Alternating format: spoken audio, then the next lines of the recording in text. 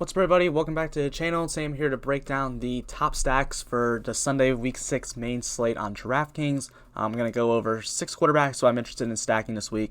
I think these are guys that have a ton of upside that can win you GPPs. A lot of people are going to be stacking, but I think there's one or two in here that maybe won't get as much ownership just based on who's owned on their team. And yeah, I mean, that's pretty much it. But if you want to get more of my content, you can always subscribe to my Patreon. I'll put the link in the description below. And if you're new here, make sure to leave a like on this video and subscribe to the channel. It only takes like one little click and it's free to use, free to you guys. And it helps me out a ton. So thank you guys so much for that. Let's get into it. We're going to start with the guy on the cover, Deshawn Watson, who has had a rough start to this year. I mean, he's just on this Texans team. This Texans team that's just garbage. Bill O'Brien really screwed him up. He's gone now. But Deshaun's been putting together some good games after that brutal start in matchups where he had Chiefs, Ravens, Steelers, 3 straight start season. Last week against Jacksonville, had a pretty nice game. So they're going against the Titans this week. If you look at the wide receivers versus the cornerbacks this week, you have Fuller, Cooks, and Randall Cobb. They're going to grade out really, really well against the cornerbacks for Tennessee. I mean, Tennessee's corners are not really all that good. So Deshaun Watson's going to grade out well there. Jordan Akins is a tight end. He's not really utilized that much. If I'm making stacks of Deshaun Watson, I'm probably only using Fuller, Cooks, and Cobb. When you go look at the safeties, it's Kenny Vaccaro and Kevin Byard. They're solid safeties, but still going to be a positive matchup. Overall, it's going to be a really positive matchup for Deshaun Watson. Actually, the second most positive I have here. The line right now is at 53.5 game line right now, and they are not favored. They're expected to be playing from behind. The Titans have allowed 16th most points to quarterbacks. So Deshaun Watson stacks. This is a game where it could shoot out. Right now, the game theory is probably going to be Derrick Henry is going to blow up, and Deshaun Watson is going to have to play from behind with Will Fuller and Brandon Cooks and Cobb. And those are the 3 guys I want to use in the stack. I'd probably want to use at least 2 of those guys in every single one of my Deshaun Watson stacks, and I want to run it back with 1 Titans player. And the 2 guys on the Titans I'm pretty interested in running it back with are Henry and A.J. Brown. Sneaky Corey Davis, I think, is in play if he plays, and then Johnny Smith as well. So all those guys are definitely in play for the run backs for Deshaun Watson, but definitely one of my favorite stacks. I mean, Deshaun Watson has a ton of upside every time he steps on the field. We know that. Will Fuller is another guy who just has a ton of upside every time he steps on the field, and Brandon Cooks is another player who just has a ton of upside every time he steps on the field. That's what those guys have been. They've been deep down the field red zone threats for the past few years. Now they're number 1, 2 receivers in an offense, so they're getting more volume. I think Deshaun Watson stacks to those guys make a lot of sense. Ryan Fitzmagic, one of my favorite players in the NFL, is up next against the New York Jets, who are just trash. This is the one I think is going to be kind of popular too. Fitzpatrick's been like a top 10 fantasy quarterback through the first 5 weeks of the year. He's had a really, really good start to the year. And that kind of scares me because, it's, Fitzmagic. So, is he just going to come back down to earth and fall off a cliff? Hopefully not against the Jets. If he sucks against the Jets, I mean, honestly, as a Giants fan, if Miami loses to the Jets, that's fine by me as long as the Giants lose and we get Trevor. I don't really care, but we want Fitzpatrick here. His receivers are going to be Devontae Parker, Preston Williams, and Isaiah Ford. When you go look at the cornerbacks they're going to be facing, they're Pierre Desir, Lamar Jackson for now, but if Bless Austin comes back, I mean, that's fine. He's bad too. And then Brian Poole. They're just bad corners. It's going to be a really positive matchup for the wide receivers here. Mike Gesicki's the tight end. He gets to go up against Neville Hewitt and Avery Williamson. That's going to also be a positive matchup there. And then Bradley McDougald and Marcus May are probably really the only good defensive players on this team. At least they were coming into this year and haven't been this year, so it's going to be another positive matchup. Overall, it's going to be a really positive matchup. The line of this game is only 47, so that's a little concerning, but they are favored in this game, but the Jets just suck, man. And I mean, Fitzpatrick's also only 5,900, and Williams and Parker are pretty cheap too, so you can stack them in there. If I'm making my Fitzpatrick stacks, I want to have Fitzpatrick with at least I personally, when I do stacks, I like to do 2 receivers, but some people do one or 2. I don't think it really matters, especially if one receiver goes off, but I just like to do 2. I like to get the games that are going to shoot out. I don't know if this game's going to shoot out, but Miami can put up points here. So I'm probably going to go for at least 2 of Gesicki, Parker, and Preston Williams, and maybe Isaiah Ford, but I won't get a lot of Isaiah Ford. And then I'm going to run it back with a Jets player, and there's only one. Well, if you want to run it back with Jeff Smith, I think that's okay. But I wanted to run it back with Jamison Crowder. Jamison Crowder's the guy I want to run it back with. Dude's getting all the volume on that team. The Miami Dolphins slot corner is horrible, so that's a spot where he can excel. So if I'm running, honestly, I probably won't run any of them back with Jeff Smith. It's going to be all of Jamison Crowder. Jeff Smith might fall into a lineup here or there. It might be both of them, but it's not going to solely be Jeff Smith. I don't want Frank Gore. I don't want any of those. I don't want Herndon. I don't want any of those other receivers. I also don't want 2 tight ends in my stack. That's another thing. So Yeah, but Fitzpatrick stacks, running it back with Fitzpatrick stacks, Parker, Gesicki, Preston Williams, Isaiah Ford, running back with either Crowder or Jeff Smith. I like a good bit.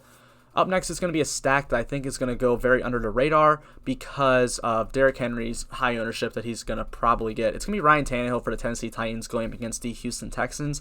Now, Derrick Henry is going to be one of the highest owned players on the slate, and for good reason. I mean, he's too cheap, and the Texans suck against running backs, and they're supposed to be playing from ahead. But what if they don't play from ahead? Like, what if Deshawn Watson just goes off, and now the Titans are all of a sudden playing from behind? Derrick Henry is going to get phased out, and you're going to have Ryan Tannehill having to throw the ball a ton. And I don't think that's like something that, yeah, the Titans are 4-0 and the Texans are like 1-4, but like I mean, it's still Deshaun Watson. We know he can get out to hot starts. So I mean, that can happen. I don't think that's definitely out of the realm of possibility. And the Texans defense is very soft. They're not a good defense at all. So Ryan Tannehill should be able to tear up this defense anyway. So AJ Brown is probably the main guy I want to stack him with. We got to wait and see what's going to happen with Corey Davis and Adam Humphries. They're off the COVID list. They're back. We got to make sure that they are. If they're in play, I don't want Adam Humphries, but Corey Davis definitely someone I want in my stacks. And then if those guys miss, I think Khalif Raymond's okay. I don't really want to go to Westbrook, but Jonnu Smith's the other guy that I really just want to get to. The cornerbacks suck for Houston. They shouldn't have a problem there. Jonnu Smith, a tight end going up against Zach Cunningham and Tyrell Adams. Shouldn't have a problem there. It's going to be a really positive matchup for him. He's going to get a lot of usage. So, and Eric Murray and Justin Reed are the safeties. That's actually going to be a slightly negative matchup for the receivers, but that's not really that big of a deal for me. I'm not really too worried there. But yeah, I mean, Ryan Tannehill, and that's going to look better if I put Corey Davis and Adam Humphries back in, by the way. So, Texans haven't been they haven't been horrible to quarterbacks, but they've been bad against receivers and they've been bad against tight ends this year. So Ryan Tannehill, I think stacks are going to be very viable, especially if they somehow end up playing from behind or if it's a close game. So I definitely like going to Tannehill to AJ Brown. I always like to do two. If Davis misses, it's literally going to be AJ Brown and Jonnu, and that's it. But if Corey Davis plays, I want at least two of AJ Brown, Davis, and Jonnu Smith, and then I'm going to run it back with from the Texans. I'm only going to the receivers. I don't want to do David Johnson. It's going to be one of Fuller, Cobb, or Cooks. Probably less Cobb, probably more Fuller and Cooks. But if you want to get Randall Cobb, I think that's fine as well. Up next, we're going to talk about Matthew Stafford, who's probably the most popular stack. They're going up against Jacksonville, and Jaguars' defense is just horrid. They're so bad. I mean, they're just bad, man. Kenny Golladay, Marvin Jones, and Danny Amendola are the wide receivers for Stafford for the Detroit Lions. They're going to be going up against, as of right now, Trey Herndon, C.J. Henderson, DJ Hayden. Two of those corners are questionable, so I mean, if they miss, that's just even better, honestly. Hayden's been terrible this year, though. Overall, it's going to be a really positive matchup for the wide receivers for the Detroit Lions. TJ Hawkinson's the tight end, getting to go up against Joe Schobert and Dakota Allen for now. Miles Jack missed last week. We'll see if he plays this week. It's really nothing. He's bad, too, so like him playing doesn't do much. So TJ Hawkinson also has a really, really good matchup, and then Josh Jones and Andrew Wingard are the safeties. So overall, it's going to be a positive match, really positive matchup. In fact, the most positive matchup I have for Matthew Stafford this week. It's a 54.5 game total. That's the highest, tied for the highest total game on the entire slate. They are favored in the spot. Jacksonville's defense is just bad. Like, it's just really, really bad everywhere. So Stafford stacks, I want to get two of. I don't usually play Danny Amendola, but I think he's fine. Like, you can play him in there. I just don't. He's not someone I really like to get to. So for me personally, I go Stafford with two of Marvin Jones, Kenny Golladay, and TJ Hawkinson. Although here's a stat that's interesting that I learned this week. Marvin Jones and Kenny Golladay in the last 2 years have only scored a touchdown on the same game once. So that's a little bit concerning for me to like maybe just do one Detroit Lion or just go Golladay and Golladay or Jones and then Hawkinson. That's just something to think about. Like, they don't usually go off in the same game, which is kind of interesting. I'll probably still have at least one stack with those two together because it is possible, and they're kind of the two best wide receivers and are got great matchups. But I think it's just something to make a note of. So I mean, I really wouldn't worry about that too much. Just wanted to say that.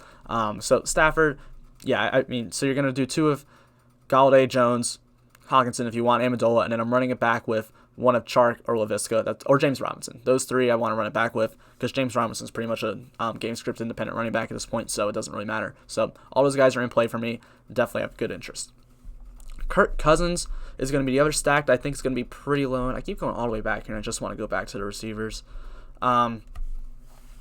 So I think Kirk Cousins stack is going to be low owned because Alexander Mattison right now might be the highest owned player on the entire slate. If he misses, then, I mean, no one on that team is going to be highly owned. I don't think people are just going to all of a sudden just lock in Dalvin Cook, but I will, but not a lot of people will. But Kirk Cousins, Adam Thielen, Justin Jefferson, Chad Beebe are receivers. I don't really care about Chad Beebe that much, but the two I do care about are Thielen and Jefferson. They're going to go up against Isaiah Oliver, Jordan Miller for now, unless A.J. Terrell's back, and then Kendall Sheffield. That's just a great matchup for the receivers. Kyle Rudolph or Irv Smith for the tight ends, going against Deion Jones, Michael Walker, Foye Sade. I can't say that guy's name, man. Then you got Keanu Neal and Ricardo Allen are the two safeties. Overall, it's going to be a really positive matchup for everybody on this team. The Falcons' pass defense is just horrible. They've allowed the most points to quarterbacks this year. So Cousins to Thielen, Jefferson, Irv Smith. Those are the three I'm interested in. And Irv Smith, I'm only playing in Viking stacks. I'm not really playing him anywhere else. But I want at least two of those guys. And if you're playing one-man stacks, like if you're going to do Adam or Kirk Cousins and one receiver, I wouldn't play Irv Smith. It would be one of Jefferson or Thielen. It would not be two of them.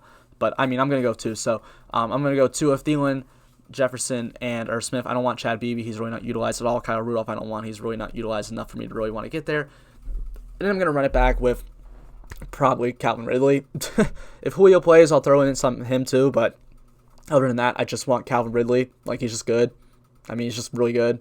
So that's probably where I'm going to go with that. And then the last stack I'm interested in is going to be Gardner Minshew.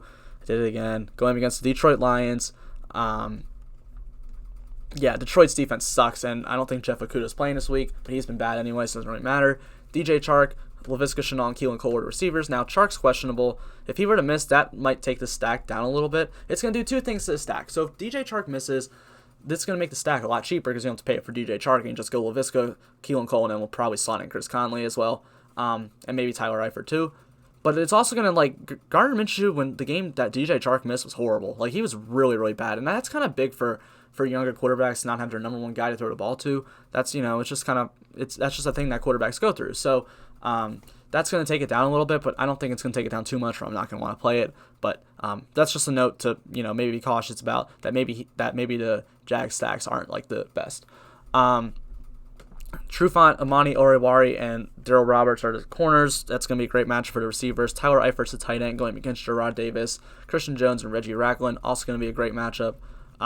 Tracy Walker and Deron Harmon are the two safeties. That's going to be another great matchup. So Gardner Minshew overall is a great matchup, and they are not favored in this game, 54.5 game total, where they are playing from behind. So that's a spot where I definitely like to get to.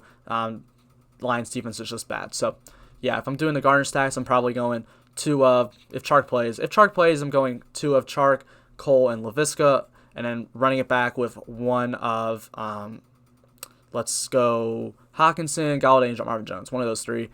I don't really want to do Amendola and Adrian Peterson. So if Chark misses, though, it's going to be two of Laviska, Keelan Cole, and Chris Conley, and Tyler Eifert. So, so be sure to look out for that news. But that's really all I got to say on the top stacks. I hope you guys enjoyed this video. Got a lot of good information. Hopefully someone's going to take down a tournament with one of these stacks this week.